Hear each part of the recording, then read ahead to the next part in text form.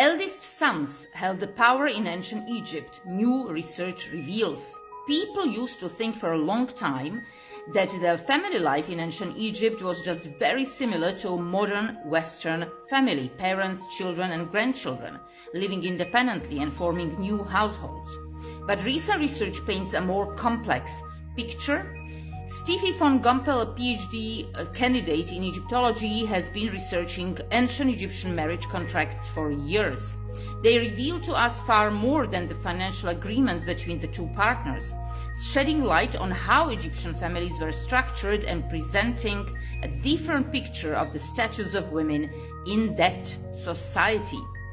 It is true that ancient Egyptian women did enjoy rights that differentiated them from women in nations like ancient Greece. They could own property, and their marriages came with contracts outlining financial arrangements. Popular culture has tended to use these observations to portray ancient Egyptian women as early feminists, independent and progressive. But Van Gompel insists this is a misleading simplification.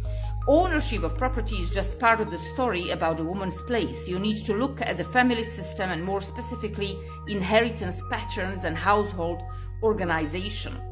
Her research combines classic Egyptology, the translation of ancient texts, with the tools of historical demography. By comparing Egyptian family models with non-Egyptian types from other cultures and historical periods, she uncovered something surprising. The Egyptians likely had a clan-based family structure rather than the nuclear model we usually imagine.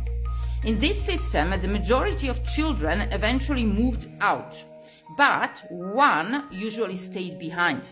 Ideally, it was the eldest son. He would continue the family household, often with his wife, living with his parents. Therefore, many Egyptian households included at least 3 generations together, at least on a temporary basis. This concentrated power in the hands of older male family members. Fathers and later oldest sons tended to control not only property but also the decisions about who their children could marry. Family property remained in the hands of these male household heads, even after marriage. It's not difficult to see why Van Gompel describes ancient Egypt as quite literally a patriarchy. But this system also created internal competition, not necessarily between women, but among siblings. This firstborn son was often set against the rest of the family. Quirky as it seems, this competition had the effect of protecting daughters from being sidelined purely because of being female. Where there was no eldest son, daughters could be chosen to carry on the family legacy, sometimes even in preference to nephews. Thus, while women in ancient Egypt were not entirely without agency, their situation was shaped more by family politics than by any form of early feminism. They could inherit property, sometimes control households, and sometimes play central family roles, but they remained within an extremely patriarchal framework.